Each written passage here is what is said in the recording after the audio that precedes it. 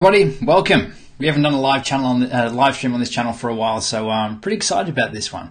Thank you all for joining. I can see we've got a few people in there already. That's awesome.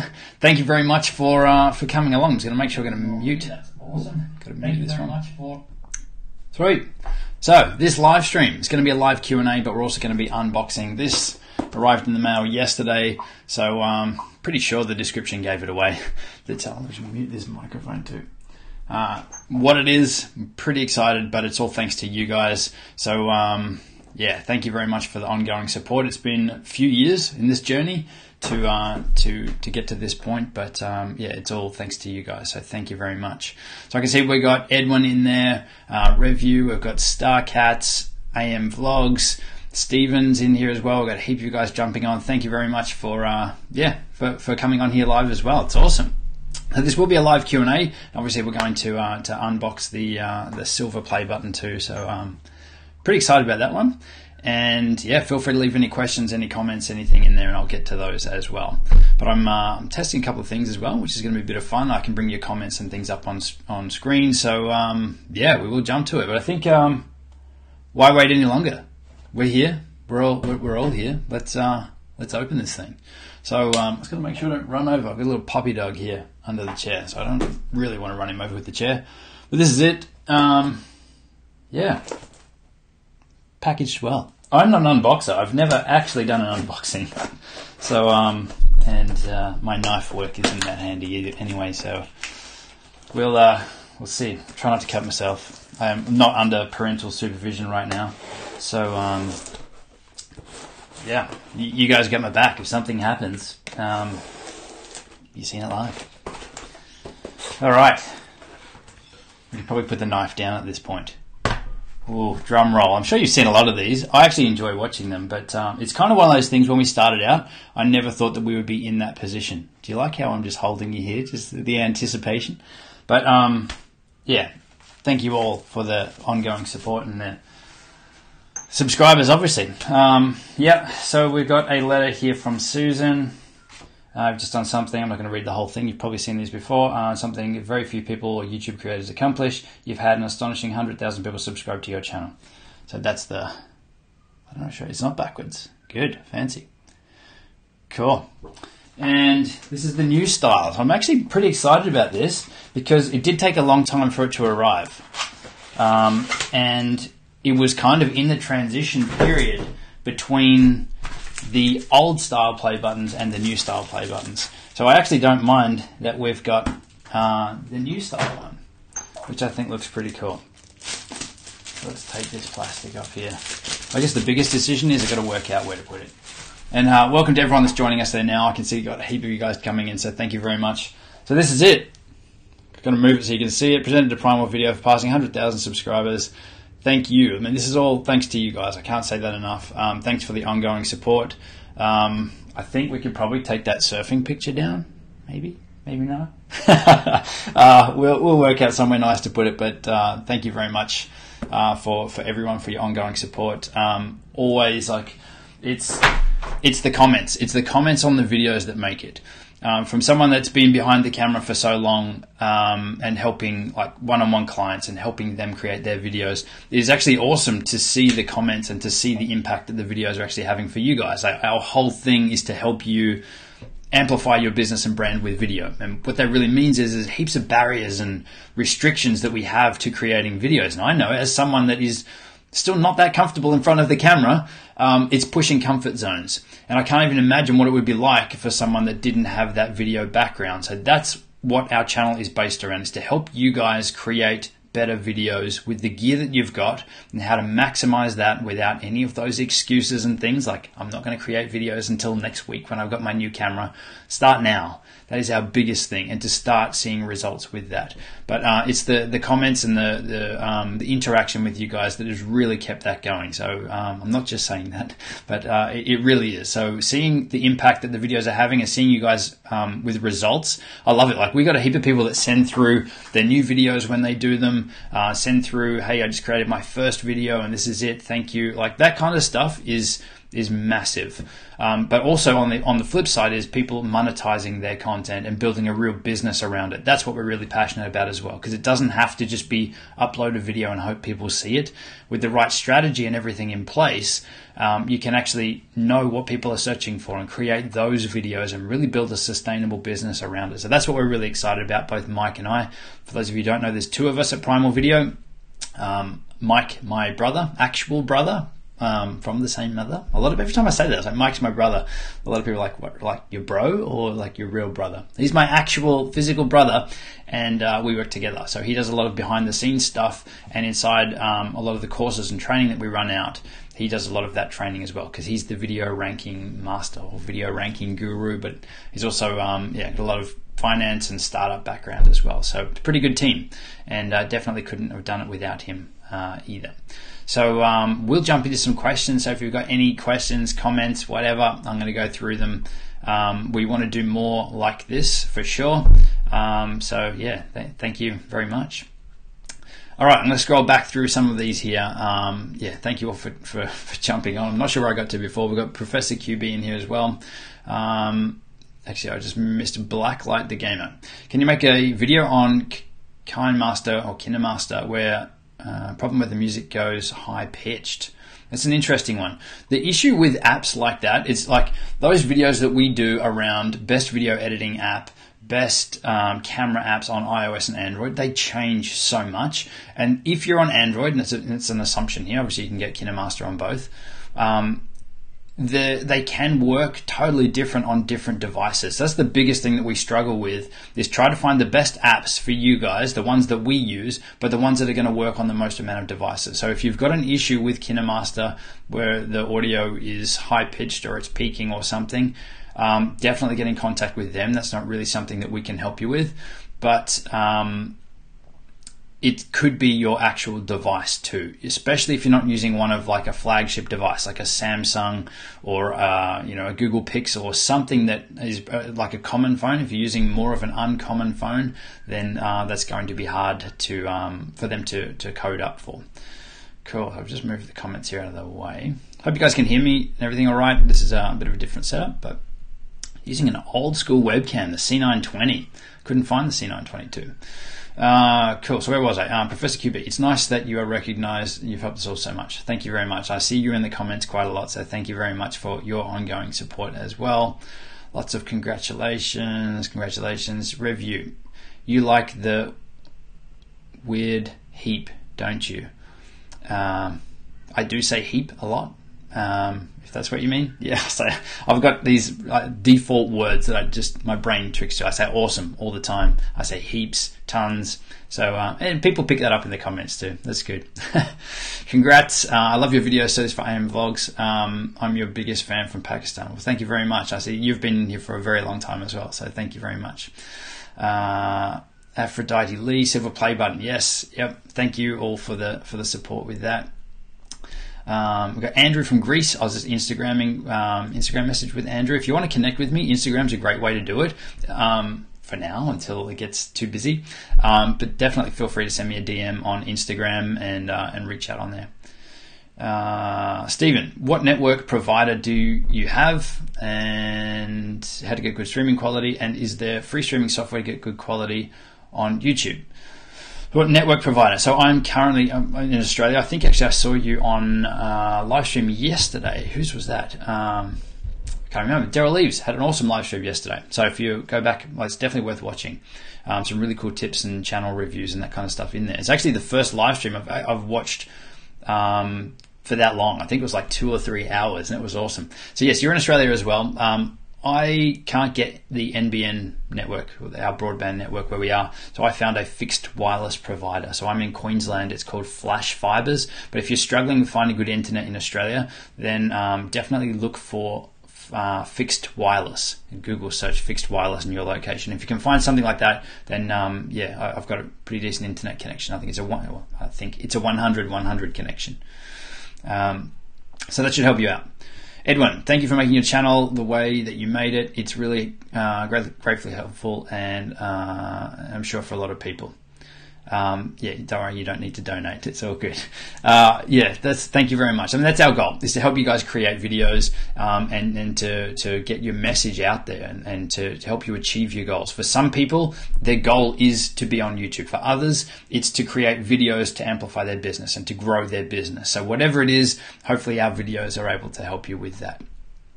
Yeah, I'm clearly a little bit behind the suspense. I've learned a lot from your channel from Stephen.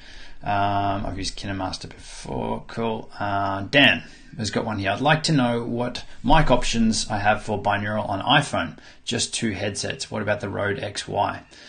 For true binaural, yes, those 2 headsets, the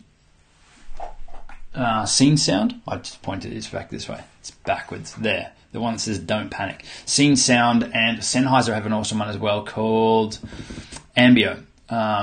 It's interesting that both of those headsets, while they're awesome, I'm probably more of an Android guy, so I don't use them much. I would use them more if I could plug them into any phone, but being that they work only with Lightning is an interesting thing. But apparently both of them are releasing an Android version or a different plug version, which would be pretty cool.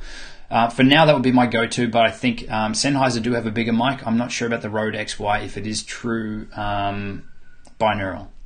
And it probably wouldn't be, because the idea with binaural is that it is picking up the audio on either side, like recording with 2 microphones, the same as we hear. And it is actually amazing. So if you ever get the opportunity to try one of those headsets, then it's good. It's definitely worth doing.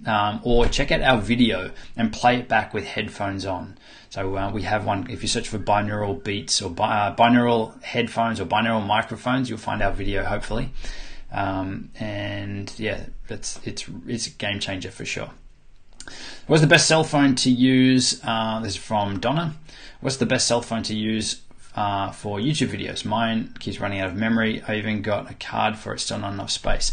That's an interesting one, because you want to have a heap of photos and videos and stuff on there, but they're limited space. So I would say, like, I'm using 128. I've got a 128 gig iPhone and 128 gig Samsung, actually.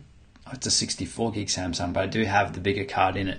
But after every time I record any videos using my phone, they're set to auto backup to Google Cloud, and then I just make sure that I'm wiping them. I don't really have an awesome solution for you. Did you say you're on an Android? Clearly you're on an Android. If you're putting extra storage in, you can plug in like a USB drive or those kind of things, like a little SSD or something to give you more storage. But I would say really get the biggest phone you can when you're purchasing your phone, so that you won't have that problem and you don't need to then worry about them.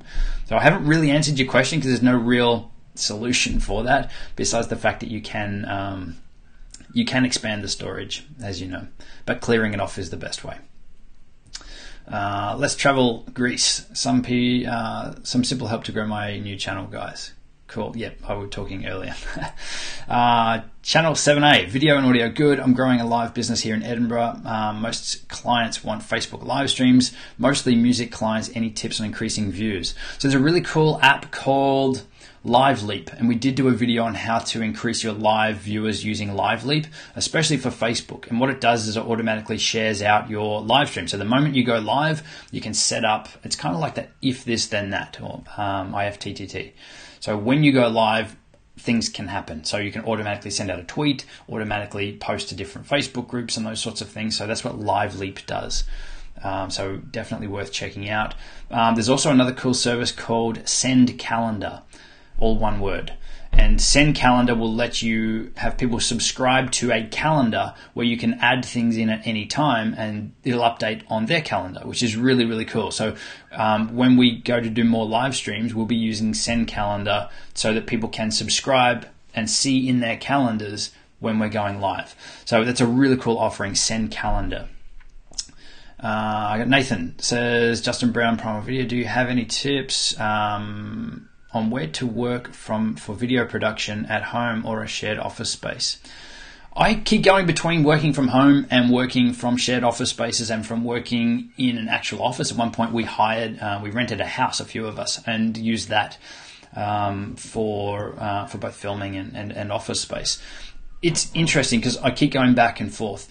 Depends on the type of project you're doing. For me, I don't mind working from home if I'm working in, a lot of the clients I have are in the US, so other side of the world, which means that the time zones and things to line them up and to do interviews and podcasts, or even just to connect with them and run through videos and feedback and things, it's hard. So for me, I like doing it at home. I can come in here, shut the door at 2 a.m, hopefully not wake anyone up in the process, but not have to get up and drive somewhere to be able to do that. So it is kind of 50-50. It's personal preference, and I keep coming back to a home office, but I would love to have a dedicated studio that I can go to as well, and that will be on the cards, and probably still keep this set up here as well.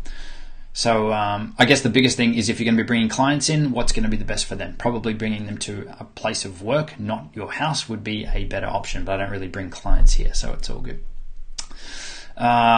Cool, we got Jake, AFL Collingwood. What team do you go for? Is this a loaded question? If I don't say Collingwood, is there going to be an issue?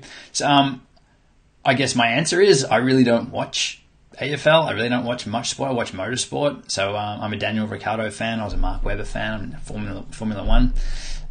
So yeah, I guess I was previously. I'm from, I grew up in Tasmania, and I was a Collingwood supporter. I'm not just saying that. My wife is from Melbourne, and she is a Tiger supporter.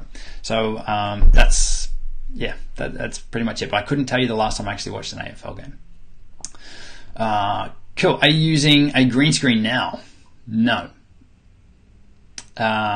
Used to use a green screen in my last office. Following on from that, the office wasn't a great location for filming, so that's where I used green screen. I think green screen is a great solution for anyone that doesn't have a background that they're happy shooting in, or an environment that just looks bad. Then green screen can help. But if you can put something, a light, whatever it is in the background, like you guys are seeing more now than you would see in any of our actual videos, because I'm using a webcam, so all this stuff's in focus. A lot of the times I actually look closely in the background of our videos, and half the cameras have fallen over. The stuff up on the shelves here, it's all backwards here, has all fallen over. But because it's out of focus, it doesn't matter. And that's one of the biggest things that we're seeing at the moment, is a lot of people are worried about their backgrounds, and they want to have a nice looking background. Well, the easiest way to get around that is to have your background out of focus. So if you can use a mirrorless camera, DSLR, or something that's going to blur out the background, then it doesn't really matter what's in the background, as long as there's bits of color and things to make it look good. So no, this isn't a green screen right now. Thank you very much, 2 Minute Tech, for the super chat. That's awesome. Donating, you've given me more value than $2. Thank you very much. That's awesome. Cool. I know that I'm well behind on the comments here, but yeah, stick with me, and feel free to leave any questions and comments in there. The Scott Sattler. Hey, Aaron. Okay, cool. You're saying a lot of people in the chat. No worries. Congratulations. What's up, Scott? English classes. Please make a new video for Filmic Pro. New update. We just released one not that long ago on Filmic Pro because of their new update. So unless they've changed their interface again, which they could have in the last week or two, then check out our new video, because I'm hoping you're referring to our previous video, which is over a year old. We did redo it recently. So hopefully that's the case, but now I've got to check, because it's a really awesome app. And if you're not using Filmic Pro and you're filming on your phone, it's definitely worth a look. Shameless plug, but not sponsored. Cool. Family for Fun Vlog. Hello, I'm new to your channel and we always watch your videos. It's very helpful. Thank you so much for sharing all the info. Well, thank you very much for the support. Thanks for being here. And yeah, that's awesome that the videos are helping you out. Cool. Stephen says, with video editing software, why is it that Premiere Pro you need to pay a yearly subscription, and Final Cut Pro, and with Final Cut Pro, why does the software take up a lot of memory? I guess a lot of people are moving to the subscription model. I don't have an answer for you there. I hated it at first, but then it's really everything is moving to subscription model. I guess the benefit is, if you're not going to use it for a while, then you can stop paying.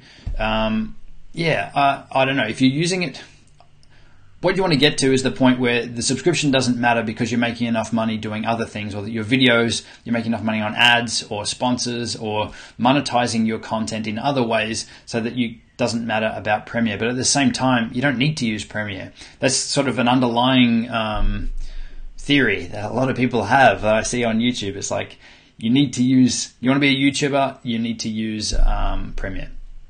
I say use whatever the fastest editing software is for you, or the best one that fits you. If you can't afford Premiere, definitely don't get it. Don't put yourself under that pressure. Use what you can. There's heaps of other software out there. There's good free software, Shotcut, VSDC if you're on Windows, even DaVinci Resolve. It's a bit more complicated, but it is awesome. I can't believe it's free. So you don't have to use Adobe Premiere, so don't worry about the price if that's an issue for you. It is good if you're in that Adobe ecosystem.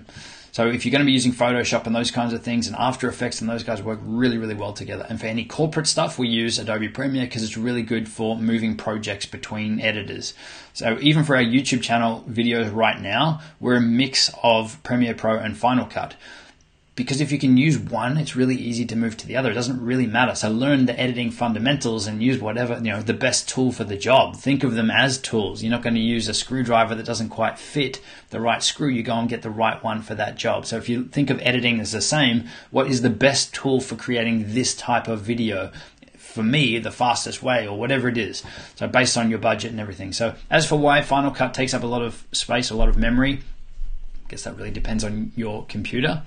I kind of think it's pretty lightweight, and it seems to run really well. Like I've got it running on a 2014 MacBook Pro, and it's much faster than my beast of a Windows system for Premiere. So that's kind of the love-hate relationship I have. Like I like Premiere. I don't like how clunky it is. I don't like how it works on Mac.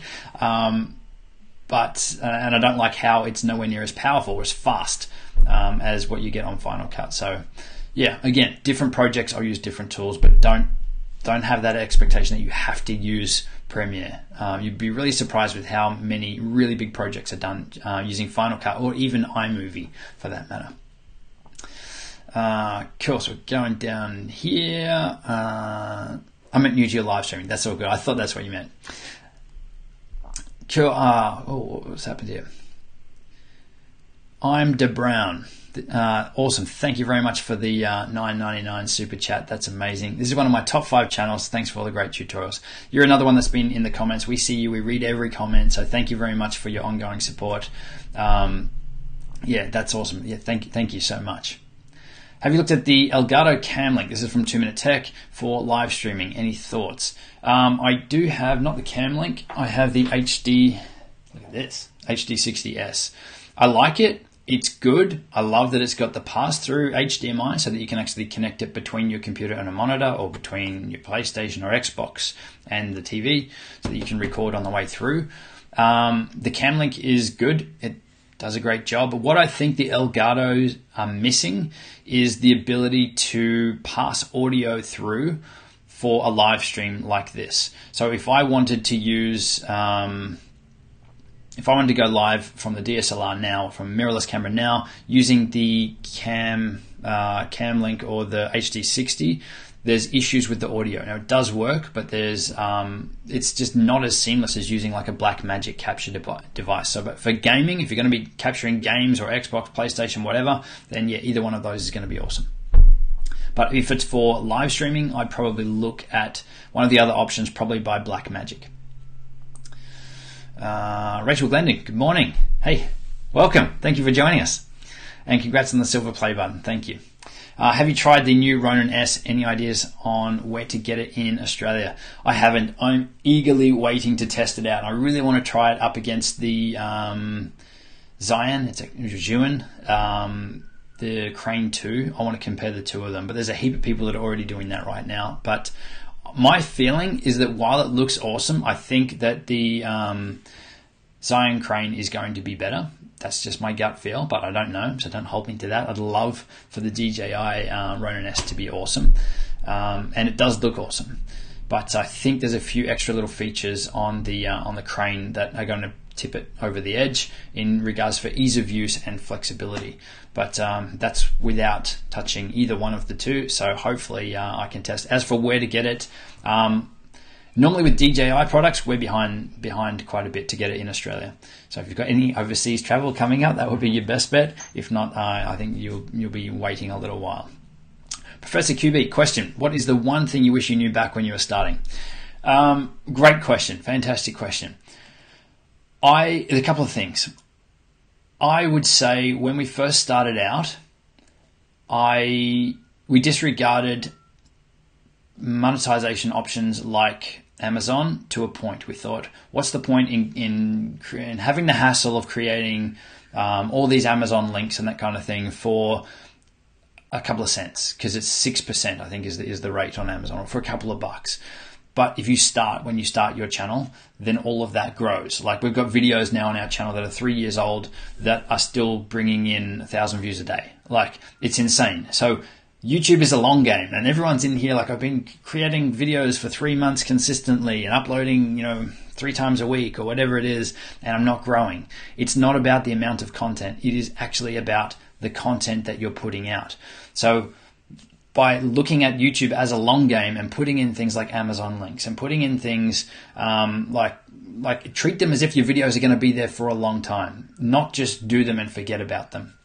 That's probably the biggest thing. But I would say also that when we started, we were releasing tips, and it wouldn't be, we didn't do any of the keyword research or anything like that up front. It would always be, here's a really good tip. This tip's going to help people edit. We actually started as video editing coach. So I'm not sure if anyone's been subscribed for that long, but so we wanted to release video editing tips, and like, not many people are tackling just video editing. And then we thought, well, why not help people with more than just editing? But the thing was that we were releasing tips, and the videos weren't getting traction because no one was searching for the tip. They wanted the outcome. The outcome of the tip was probably like how to edit faster. So that's what people are coming in for. They're not going to search for keyboard shortcuts, unless, well, they might, but that's really, really niche. Whereas you could say how to edit faster using keyboard shortcuts. And that way you're going to capture the people that are searching for the content, searching in Google and YouTube for how to edit faster. They don't necessarily know that keyboard shortcuts is the saving grace for them and is the thing that's going to help them edit faster yet. So your videos then can tell them that. So it was taking that approach and taking a step back at the content and going, what are people searching for in regards to our content? We know that we're helping people with video and with editing and all of this kind of stuff, but what are they searching for? Where are they actually stuck? And some of our most popular videos, how to get good quality videos out of an iPhone, how to film professional videos with an iPhone or Android, or the best video editing software is a huge one. Everyone wants to know, what's the best software for me to use? So we started tackling those sorts of things where we could help a lot more people, and then help them with the next step as well. So in regards to the video editing software, if they come on our video and they're watching our video for best video editing software, we know that they're interested in video editing. So at the end of that video and throughout that video, we can tease out to say, and also at the end of this video, we're going to share my top 5 tips for editing faster. Or we're going to give you our process for editing videos so that, there's no wasted time or rework, whatever it is, but we know where they're at because of the content that they're in. Video editing, and we know that they're going to be interested in the next piece of content that we can offer them. So that is a huge thing, and that's something that really grew our channel quite a lot, is taking a step back and really looking at where people are stuck. What are they searching for? What are the exact words that they are using? Slurring my words already. And answering those and helping people with that, but also focusing on the next step, which is obviously they're interested in editing. How can I edit faster? So I hope that makes sense, but that's been a huge thing for us, and I would advise anyone that is serious about growing on YouTube to look at your channel, look at the content that you're creating. Don't worry if you're not uploading every day or 3 times a day. There's a lot of people and big people in the YouTube space that are saying you've got to upload 3 a day. We haven't. Maybe we could have grown faster. Cool. But we have done 1 a week consistently for, I think, nearly 3 years now. And that's by doing 1 a week, you're not going to hit burnout. You're not going to get bored with it. You're going to get stressed. We did dabble with 2 a week for a period. We went back to 1. The drop off was minor. Like it was better to do 2, but it wasn't better for us as a business and the amount of stress and time and everything that went into it. We are now going back to, I'd say, average of 1.5 videos per week. So we're not releasing half a video. We do 1 video every week consistently because that's what we do. And then every other week, we're going to drop a second video as well. So we're just experimenting with all that kind of stuff too. And that's what I would suggest. There is no right or wrong. It will come down to the relationship that you're building with your community and how you can best serve them. Sorry if I've missed any comments or questions here, but feel free to leave them in the chat. I'm going to stick around for a little bit longer and try to get through some of these. But thank you very much, and thank you to everyone once again for the support for the silver play button. That's awesome. So big thank you from both Mike and I. All right, where was I? It was a great question from Professor QB. So Stephen says, do you have any advice on multicam editing? Love multicam editing, but I would say it's a strange piece of advice. Stick away from the actual multicam functionality in almost any editing software, unless you're doing a live event. So the reason why is if you sync up all your cameras and you can switch between them while you're playing through. I'm trying to give kind of a bit of understanding of what it is for anyone that's not aware. So you sync up your cameras, you play through, and you can press, say, keyboard button 1 on your keyboard, and that's going to switch to camera 1. But while you're switching, it also is adding a cut in your timeline at that point to switch to camera 1. So that's what the built-in functionality for multi-camera editing will do on most video editing software, which is great for live events if you just want to make that cut in your timeline. Where it falls down is if you want to change up your edit. So if I was creating videos like this now and I had 2 cameras, and then I went, oh, actually, yeah, we're going to cut that bit out, and we're going to do some more editing, maybe add some effects and things to that second angle, is where the multicam falls apart, because what it looks like in your timeline is one video layer, not multiple tracks. So what I would suggest is that you sync up your video, your cameras and your audio as separate layers in your timeline, and then you can go through and just add cuts and turn on or off yourself the cameras that you don't want, or what, pick the angle that you want at that time. So that way, if you do need to make any adjustments, all the footage is right there and easy to use. I know that there's some workarounds, so I don't want to get into that, but that would be my approach, and is my approach for every corporate job that we have with multiple cameras, is to stack the layers up so that you can easily turn them on and off and switch between them. But more than that, you can make adjustments and further refine those edits as you go. So that could save you a heap of time. Lots of congratulations in here as well. Thank you very much. We got Matthew Vanderputze. I don't even know how to say your last name, but definitely check him out. He's got an awesome YouTube channel as well, which I'm sure a lot of you do. But let's see if I can feature some comments on here. Scroll down. Matt Joes, I think, is his channel or his Instagram. Scrolling. Well, a lot of comments. Stick with me. Here we go. All right. So if I press this button here, look at that. That's Matt. Find his picture in the chat and go and subscribe to his channel. He's absolutely killing it. Great hyperlapse tutorials. Cool. So where else we're up? What is your take on DaVinci Resolve? From, I'm going to struggle with your name here. I'm sorry. I'm worst speller and pronouncer. Feliciana. What's your take on DaVinci Resolve?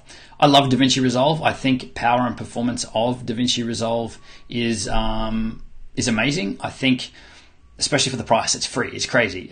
You probably, in most cases, don't need to pay for the pro version. But even if you did, it's going to give you more performance and more power. It's not cheap. It's not expensive. Wow, I'm really stumbling around today.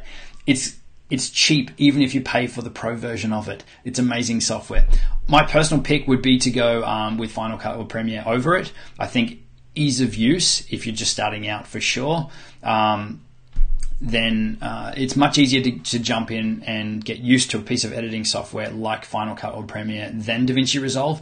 But if you're serious about creating videos, there are some amazing things that are done with DaVinci Resolve, and the biggest thing is color correction. Like, the amount of control you have over the color and look and feel of your videos in DaVinci Resolve is insane. So definitely worth looking at, but the learning curve is going to be up there for sure.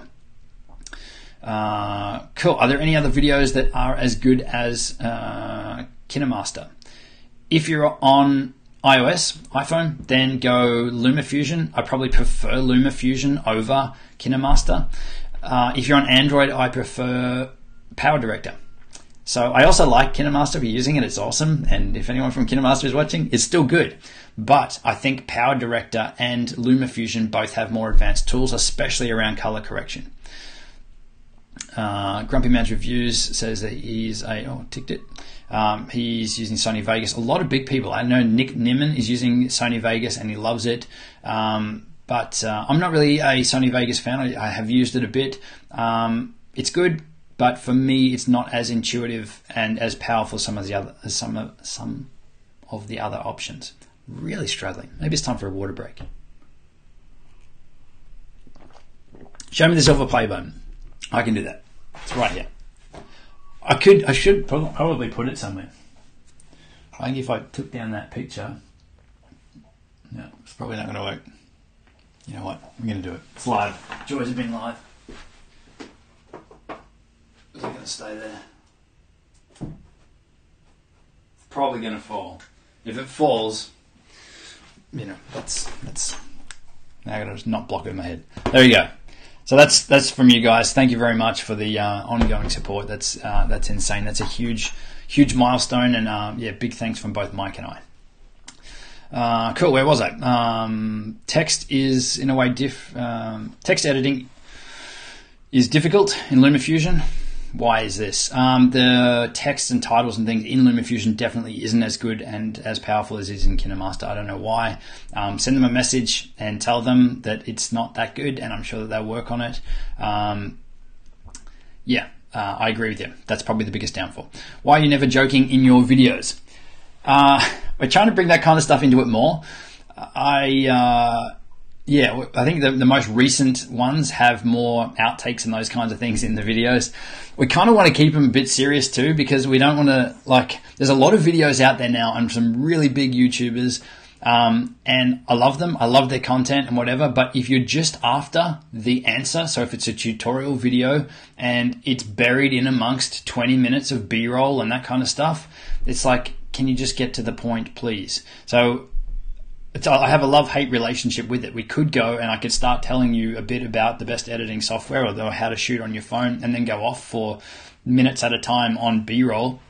But from what we've found is the watch time and the, you know, with you guys, the feedback is that our videos are short and sharp and to the point and on topic. And I like that. Definitely looking to have more fun with it, but you probably won't see me running around having huge chunks of B-roll in a video just yet. Maybe I might look at doing some vlogs or something like that, but if I did, that would probably be over on Instagram. Again, we're just playing with this stuff too. So yes, I've had that comment a few times. Can I have more fun with the videos? Yeah, you will see in the new in some of the new videos there is some more probably a bit more personality, a bit more fun in them. Yeah, thanks very much, Scott. And we've got here, I miss Jake. What's your brother's channel? So his channel is this one as well. There's two of us that work at Primal Video. He does a lot of the behind the scenes stuff. He does have a couple of videos on this channel around TubeBuddy and around what was the other one? Rev.com, transcribing your videos, and also on shooting with an iPhone as well. So it's this channel. You don't need to go and subscribe anywhere else. Okay, we've got from Jess. You've been a blessing to me. Thank you. I use my iPhone 8 Plus. Use the camera better on a phone or not? Selfie camera so I can see the iframe. Okay. Yes. So this is a big one because I'm in two minds with this. If you shoot using the primary camera on the phone is going to give you the best result. But if you're on one of the newer phones, which I said you're on an iPhone 8 Plus, the front camera is still pretty damn good. So we have a video on our channel from 3 years ago that's still bringing 1,000 views a day on how to create high quality videos using your iPhone, and it's the same version for Android. And people are still commenting on those videos saying they can't believe this was filmed on the front-facing camera on an iPhone or Android. And it's the front-facing camera on an iPhone 5. So it shows you that the results you can get doing that, you know, the quality is there. So really it comes down to ease of use. Obviously, if you can and you've got someone there to help you, then use the rear camera. Or you could use the Filmic Pro app if you're on iPhone, which you are. There's the Filmic Pro remote, and that lets you monitor your phone using a different device, a second iPhone, a tablet, an iPad. You can install that and you can see it and you can monitor it with you while you're doing it. You could also set up a mirror or something, you know, behind it. Or you could use this piece of software called Reflector, which will wirelessly mirror your phone screen to your computer, to your laptop, so that you can see what's going on there. So there's a couple of options around that. Or if you're on a Mac, you could plug your phone into your computer and use QuickTime and bring that up on your computer screen, your phone screen, so that you can see that everything's in focus and everything the way that you want it. Personally, even though I know that it's so much better, the quality on the back, for me, I would just use the front-facing camera. because it's not going to be that much of a difference. But the ease of creating the videos yourself and to be able to see everything and to see if something happened to your recording or if a call comes in or something happens and it stops recording, you want to know about it, being the person in front of the camera. You want to know that, okay, cool, I need to redo this whole section, or the recording stopped. That's pretty big. So for me, I would just be using the front-facing camera, but obviously if you can, and there's some workarounds there that we've covered, we do have a couple of videos on our channel specifically covering those. But if you're on iPhone, then check out Filmic Pro and Filmic Pro Remote. They're awesome. Cool. Where was I up to? Have you ever considered uploading in 60 frames per second? I've definitely considered it. We're using the Panasonic GH5, which shoots 4K 60. I'm still 50-50 on whether I like the look and feel of that extra smoothness having 60 frames per second. Thought about it. We might experiment a little bit with it. I do like it for some things, but if it's just a talking head video, then yeah, we'll give it a go. Cool, thanks. I'll just bring these up on the screen. This is my way of giving you guys a shout out so that other people can see your channels. The Caravan fam, thanks for the great videos, much appreciated. Thanks very much for the ongoing support. V Reacts, I'm seeing you everywhere. Thank you for the support. You've been around for a long time, and I'm seeing you on a lot of other people's channels as well. Thank you for the congratulations. Cool. Yeah, so I'm a little bit behind in the comments here. Might skim through these because we were talking about the Ronin and the Crane a little while back. Can you explain more on Amazon? This would be Amazon affiliates. Basically, if you're an affiliate marketer or you're putting Amazon links into your videos and into your websites, then you're doing Amazon's marketing for them. You're telling people the products that they should buy, and you're driving traffic to Amazon, and you get paid a commission for sending those people there.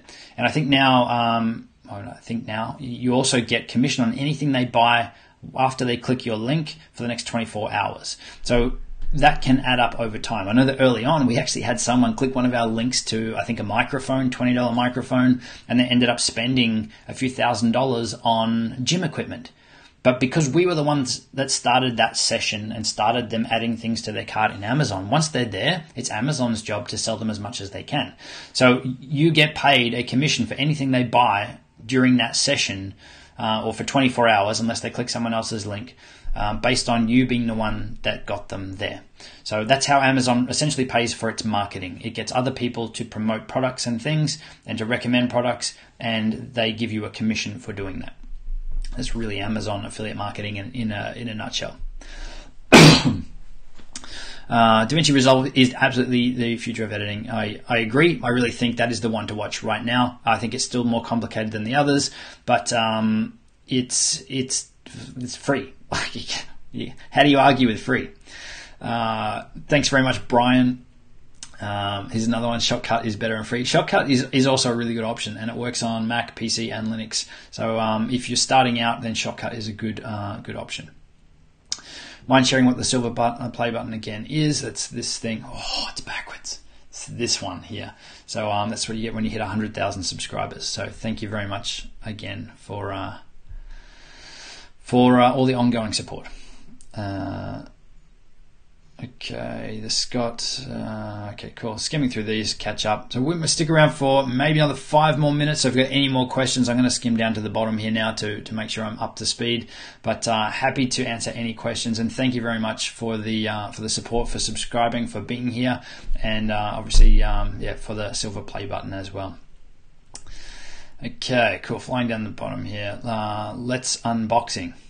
Cool. I did it already at the start of the video. Here's the empty box, and it's backwards again. It's going to get me every time. The play button's up here, so thank you very much. So you might need to go back to the start. It was really, the anticipation was strong. It was big, but thank you all very much. Okay, cool. This is a good one. Family for fun vlog. What software do you use for your thumbnails for YouTube? All right, so we just released, probably a couple of weeks ago, videos on how to create thumbnails using iPhone and Android, and there's some really good apps. I think on Android it was Pixel Lab, on iPhone it was Fonto. Potentially they're the other way around. Fonto and Pixel Lab were our top two. And how do we do it? We started out using, I'll give this a little bit of backstory. We started out just using Keynote on Mac. Mike was making our thumbnails using Keynote on Mac. So you could use PowerPoint, use whatever you've got is our general rule. But what we do now is we use a service called Design Pickle. And what Design Pickle do is they are really an outsourcing company. They have a team of graphic designers. You pay them either a monthly fee or an annual fee. For us, the annual fee is insane. Like, it's crazy. You've essentially got a full-time graphic designer, and they do all of our thumbnails. So our process for that is at the end of recording a video, I'm like pointing at stuff and pulling silly faces and whatever, and they'll go through and pick and create the thumbnail based around the text and everything that we give them. So we don't do our thumbnails now. We have Design Pickle. I'll write it into the comments here because they are awesome. I think they actually have a deal on at the moment too. I can't recommend them highly enough. And this is an affiliate link too. So if you do sign up or at least try them out, then definitely use our link if you'd like. Cool. Flying through these now, but that was a great question. Yeah. So use whatever you can. Use Pixel Lab. Use Fonto. Canva is another great option. We do have a video coming out soon on how to create thumbnails using Canva. Yeah, another great option. Am I close to awesome? I didn't send it to it. Am I close to awesome fishing areas? I am probably about 5 minutes from the beach, and near the beach there's probably about 3 little rivers or estuaries that connect through. Apparently the fishing's good, but I'm not much of a fishing person, so I can't really tell you. But I know that where I live is definitely a big fishing area, and definitely off the coast here there's heaps. So yeah, we are close. 60 frames per second makes no sense for talking heads. That's kind of was my where I got to as well. It'll just look different, and I think it would look out of place, but we'll give it a go. Cool. Everyone in the chat, I'm new to this. Each subscriber. Okay. Is Maker. It's making me double click on these. Are you on Twitch? And I have channel 2. Can't let it takes time. Cool. No, I'm not on Twitch. I think Twitch is definitely an up and coming thing. Like, it's huge. I think like there's a lot of big name people that are shifting focus even from YouTube over to Twitch. So it's definitely something to keep an eye on. I think it's still probably more on the gaming side of things, but there's some really cool IRL or in real life live streaming channels and things as well. Yeah, if you've got the capacity to do it. If I had to pick YouTube or Twitch, it's going to be YouTube.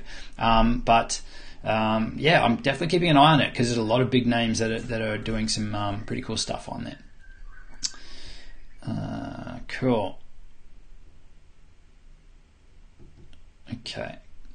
I brought this one up, Tech Boys. Massive congratulations for reaching 4,000 hours and 1,000 subscribers. Can't really help you any more than that on how to monetize or how to enable YouTube monetization. I think you got to go in through to like a holding process where they go through and review your channel and that kind of stuff. But I would say that there's other ways that you could be monetizing your channel outside of YouTube. Definitely, it's nice to have that check in the bank account every month or whatever it is.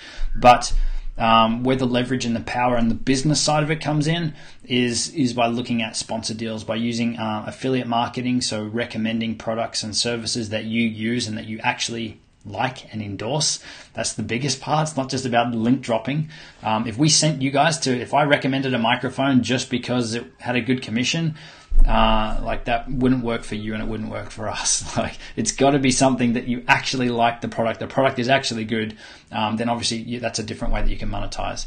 So it's really, really about finding good products or good gear, or even just mentioning to people, if you're not a tech channel, just tell people how you're creating your videos, the gear that you're actually using, so they can see the quality of your videos and they can see, right, he's using that camera or she's using that microphone or whatever it is, and people will want to buy them just because they can see the quality and see the results in what you're doing. So at the lowest level, that's probably the easiest way to get into monetization outside of YouTube, but I've heard people waiting like 3 to 6 months once they've hit that mark before their channel is actually enabled for monetization. So congratulations and wishing you all the best at getting that sorted, but definitely look at other revenue options as well.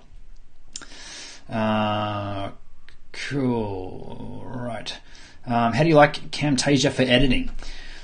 Honestly, I used to hate it, and I used to not recommend it to anyone because it was missing some critical editing features.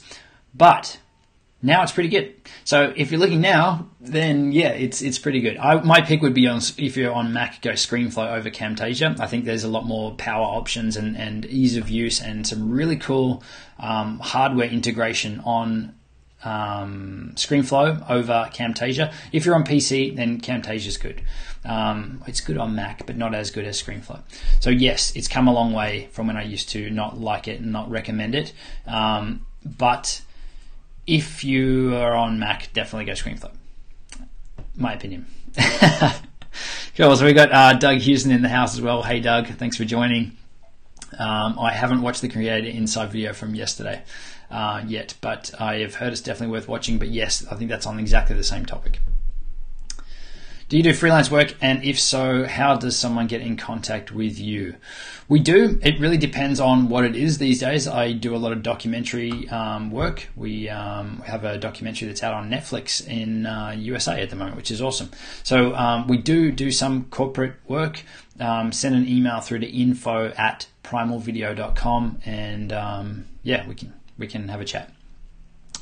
Thanks, Charles, for the congratulations. Thanks for being a supporter here for a long time. That's awesome. Question from Nathan. Any tips on doing finances and budgeting for videos with clients? I would say you want to get as clear around what you're happy to work for as possible.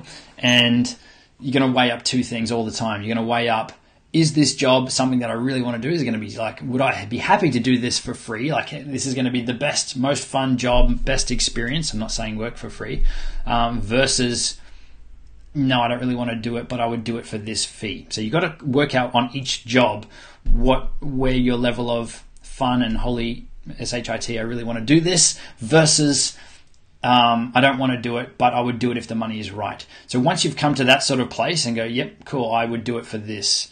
Then you've obviously got to spin it around and see what budgets the client have. So an easy way to do that is to frame it. So when you're talking with your clients, you can say, look, we normally take on projects between $2,000 and $10,000 or $10,000 and $20,000, whatever it is, whatever the type of work you're getting.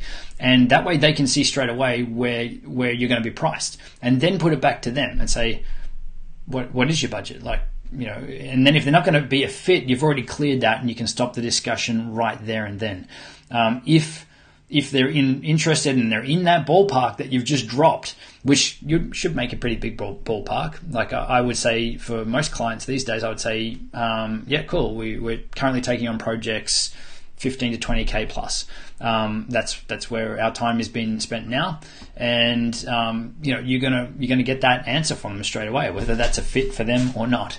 You're gonna figure that out, which normally can take a long time in that back and forth. And you know, what am I going to get for $2,000 or this, or charging day rates? Really comes down to the project. Work out how pumped you are on it, how much are you happy to do it for, and then help your client come to the same realization of this around the same price, if that makes sense. There's a little bit of psychology in play, but yeah, hope that helps. Is the play button heavy? No, it's actually, sorry, I didn't click it. D. It's actually really light. It looks a lot heavier than it is. I'm sure I think the old one with the glass front on it was heavier, but yeah, it's crazy light. I think it's like aluminium or aluminum. So. Congratulations on the silver play button. Thanks very much, 3 Princess Productions. Your channel has changed the way I create.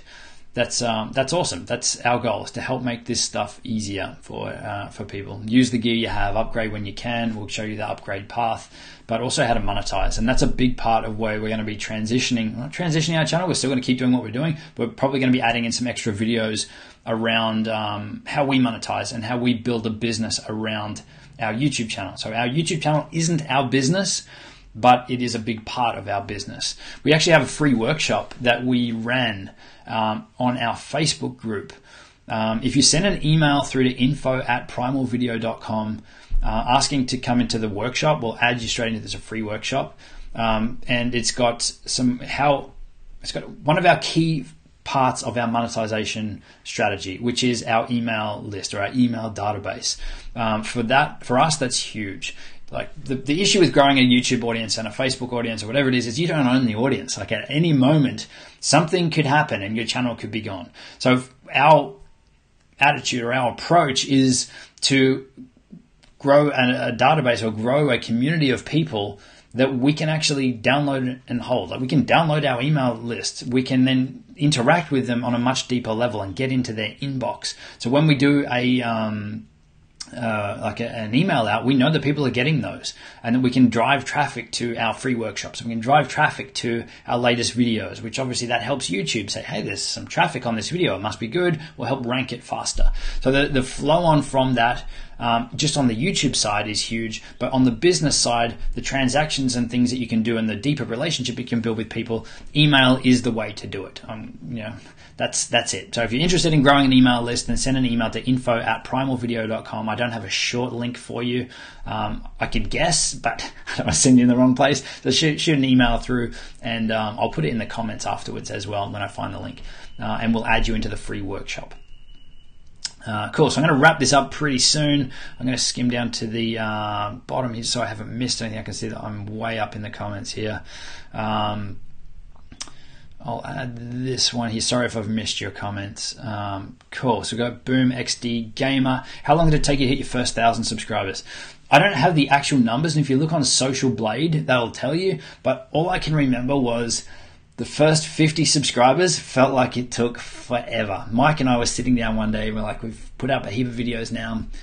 We haven't even got 50. Like, these are good tips. These are, at the time we thought we were absolutely killing it. But looking back at those videos now, like the tips were good, but the presentation style and everything wasn't. That's not the reason that we weren't growing. It takes time to get into the YouTube algorithm, and to really, the biggest thing, as I said earlier in this stream for us, was actually looking at what does YouTube want. It's a search engine. People want to search for content. Make sure that you're creating content that people are searching for is the easiest way to get eyeballs on your videos. Then obviously you need to have good content. But the biggest thing, probably the most important part, is the thumbnail images. That's the thing that people are going to click. If you don't have good or interesting or intriguing thumbnails, people aren't going to click. And if YouTube notices that people aren't clicking your videos, then they're going to stop featuring it. They're going to stop testing it. They're constantly saying, cool, I wonder how this video will go. Let's put it at the top for 1,000 searches or whatever it is. And if no one clicks it, you can see it's going to drop. YouTube's game is to put the best video up into the most clickable location for the person that is searching for whatever that topic is. Like, it's pretty simple when you think about it. So your thumbnails are the reason that people are going to click. So definitely spend time on that. But how long did it take us to get to 1,000? Not quite sure. But the first 50 and the first 100 subscribers, we definitely questioned why we were doing it. I think even at 500, it felt like it took forever, but it gets faster. Once you can build up that momentum, it's really like the snowball effect. It's just going to roll faster and faster. So yeah, I think now we're growing anywhere between 7,000 and 9,000 subscribers a month. It's changing. We're on a bit of a down at the moment, but all the big channels are. So it's interesting to see that, the amount of time and effort that you put in for 50, keep consistent, keep putting up new videos, because it definitely gets easier. But most people quit before they hit 1,000. So keep that in mind. If you can get to 1,000, you're ahead of a lot of people. Even 500, most people stop below 100. But if you can hit to 500 or 1,000, then you are, up there for sure. And it definitely gets easier. Cool. All right, I'm going to wrap this up really soon. I'm going to jump into any last ones here. Review. It's lovely at least to get some personality, at least in the live streams. I actually enjoy these. I like the interaction. Sorry for the delay in getting me to your comments, but I do really enjoy these. Maybe we'll do some more of these as well. But we do try to keep the videos concise and to the point, without a lot of extra stuff. But in saying that, we're definitely having more fun producing them now. So a lot of those little snippets and outtakes and things are going to start making their way through. So cool. Doug, yes, gotta love Ecamm for those dope comment overlays. I am using Ecamm Live. It's awesome. If you're not using it, you should be. It works for Facebook, YouTube. It's crazy. I think it's $79 now, which is still insanely cheap. I can't recommend it highly enough. Cool. Family 4 Fun Vlog. thank you so much again, Justin. We love your channel, love your videos, long time supporter. Awesome. Thanks very much for joining us. Thanks again for the ongoing support. That's awesome. Ken Kai, congratulations. Just wondering about that surf pic in the background. Is that me? I can tell you it's definitely not me. I am a terrible surfer. Whenever the surf was big, I'd much rather get in the water with a camera than actually a surfboard. But that's a good buddy of mine, Mark Visser. So he's a big wave surfer. And actually, I worked with him for a few years, traveling around the world, filming all of his big wave adventures. I didn't take that picture, but it's a cool one. I actually like this one more. This is like the colors and everything. I've got to show you now. This is the one that was up on the channel in the background for a long time. It just doesn't fit now with the bookshelf and everything. So this one here, same guy, Mark Visser. I think this one is in South Australia. It's either South Australia or South Africa. There's a little difference between the two. But I like the colours, I like the size. This other one up here is in Chopu, in Tahiti. So crazy guy doing some awesome stuff. He's definitely worth checking out as well. Cool. All right. Well, what we might do is call it a day.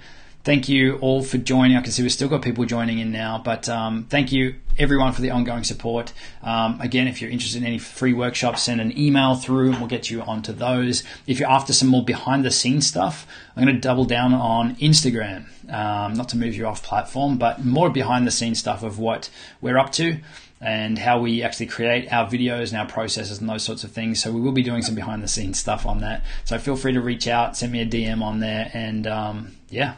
And obviously keep the comments coming in here, because we do, on YouTube, Mike and I read every comment. And it's actually a lot of the video topics we get come from the questions and comments that you guys leave on our videos. So that is huge. If you want us to create a video on something in particular, leave it in the comments somewhere and we're going to read it. So yeah, thank you very much for the ongoing support. Thanks for getting us to 100,000 subscribers. Obviously I keep doing the wrong side. Obviously the play button there as well. And yeah, looking forward to connecting with you guys soon. So yeah, Instagram DMs, Facebook comment, YouTube comments, and yeah, we'll talk to you all soon. Thank you.